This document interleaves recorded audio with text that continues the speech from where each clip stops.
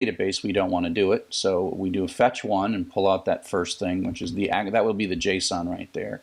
If we get that, we'll continue up. Otherwise, we'll keep going. Pass just means don't blow up. So we accept and we just do a pass. That's like a no op. And we're going to make a dictionary because that's what we do for the key value pairs. Everything you've seen so far, I've used constants here, but because we may or may not have an API key, query equals, and then that's the address, and then the key equals, and then the API key. If you recall, URL encode adds the pluses and question marks and all that nice stuff. We're going to retrieve it. We're going to read it and decode it, print out how much data we've got, and add a count. And then we're going to try to parse that JSON data and print it if something goes wrong. And as we've seen, at this top level of this JSON data from this geocoding API is an object, which we'll see a little bit of it in a bit. And it has a status field in it. And the status is okay if things went well. So if the status is not there, that means our JavaScript is not well formed or not how we expect it. If the status is not okay, or not equal to 0 results, then print out failure to retrieve and then quit. And then we're simply going to insert this new data that we just put in, and then we're going to commit it. And every 10th one, this is count mod 10, we're going to pause for 5 seconds, and we can hit Control-C here, and then we're going to do the geodump. Okay, so let's just run this. Geodata, Python. So let's do an ls. So we don't have, oh, we do have, let's get rid of from a previous test, geodata.sqlite. So we'll start with a fresh set of data and run python geoload.py. Of course, I'm always forever making the mistake of forgetting Python 3. So you can see that it's running and it's adding the query, and in this case I don't have the API key. And it's putting the pluses in, and that's this part here with all the pluses. That's the URL encode. And you notice it's pausing a bit. Now, it depends on how fast your net connection. This may or may not go so fast, but this is not that much data, so it's like only 2,000, 3,000 characters. And so it's working and talking to my, my server. And the interesting thing here is I can blow this up. I'm going to hit Control-C. In Windows you'd hit Control, in Linux you'd hit Control-C, and in Windows I think you'd hit Control-Z, depending on what shell you're working in. But I'm going to hit Control-C, and you see I sort of blew it up, right? And that's causes a traceback, a keyboard interrupt traceback. If I do an ls-l, you can see that now this geodata is there. Now in the name of restarting, I will restart this, and you will see that it checks and skips, and so it runs this code here where it's right here. It grabs it and finds it in the database. So you'll see it say found in the database really quick, chop, chop, chop, and go really fast, and then it'll go back to catching up where it left off. And so all those up there, they did not actually retrieve it because it knew about those things. And so now it's catching up and doing some more and doing some more and doing some more. And then I'll hit Control-C. It has a little counter in here that basically, if it hits 200, it stops and you have to restart it. You could obviously change this code. You could make it so it didn't sleep. It doesn't hurt to sleep for like a second after every 100 or so if you want. You could change that code.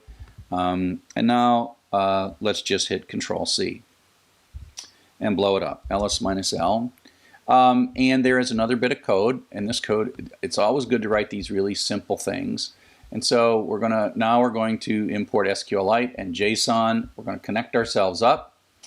We're going to open, except this is a UTF-8 because it's a UTF. We're going to open this with UTF-8, and we're going to read through. And in this case, we are going to decode.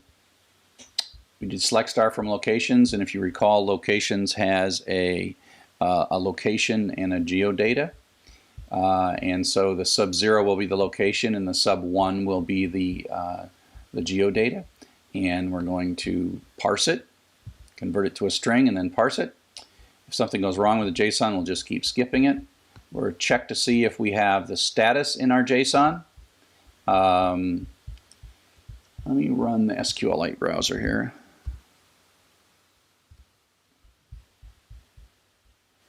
File open database. Let's take a look at what's in this database. Oh, where are we? Code 3, geodata SQLite.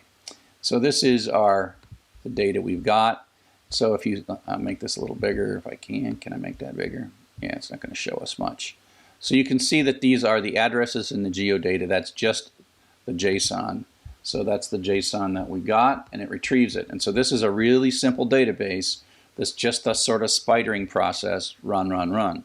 But now we're going to run the geodump code, which is going to read this and dump this stuff out and print where.js. So it's going to actually parse this stuff.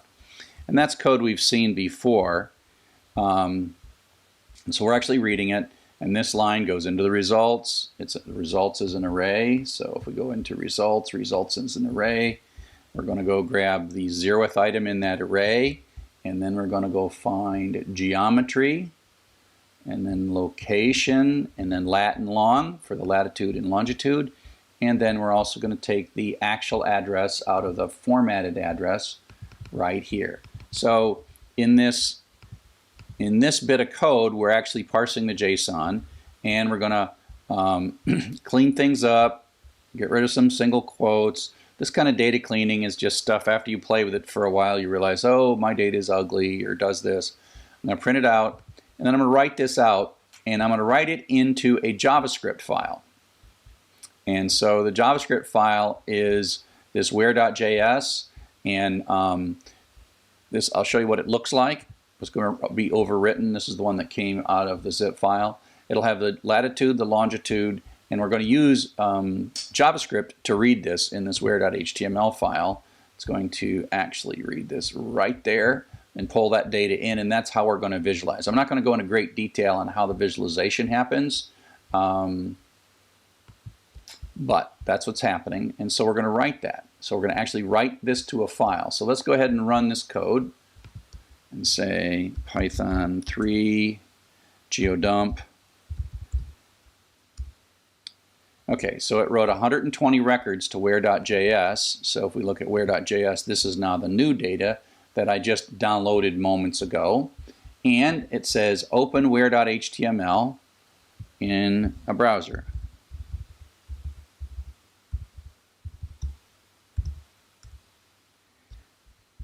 Now you'll need the Google Maps API, and you might not be able to see this depending on where you're at, but here you go with Google Maps locations, and I think if you hover over this, you can see, and you see the UTF, why we there in that particular thing, why we had to use the UTF-8 when we wrote the file, so that we didn't end up with trouble writing the file out.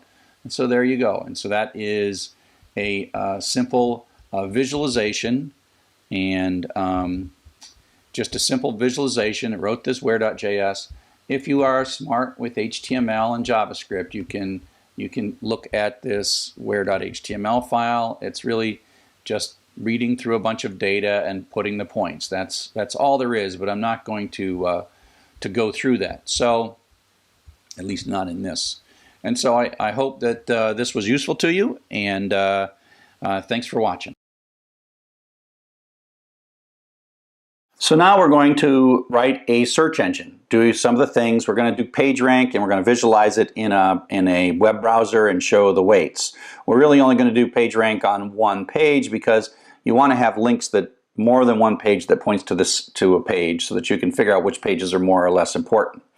And then we'll visualize it. We'll run the PageRank algorithm, and we'll separately do all this. So at this point, we're going to do pretty much the web crawling, the index building, and the searching. We're not going to really search it. We're going to visualize the index. But you could write a simple program to do searches for keywords and figure out which page was the most likely page for a keyword. And that would be a fun additional thing to do. So the web crawler is this program that hits a page, pulls down the HTML, parses the page, looks for links, makes a queue of incoming links that are as yet unretrieved, and I'm going to do this in a simple SQLite database. And starts out with, the database basically starts with one link as the starting point, and then it retrieves that page, and then you see the database end up with lots of unretrieved pages, and then it goes back in and picks a random page and retrieves that one, and then it just expands and expands. This code that I've built that you're going to play with only stays on one website. Otherwise, it would go crazy. But of course, Google doesn't use an SQLite database running on your hard drive. But you'll get the idea. You'll see this thing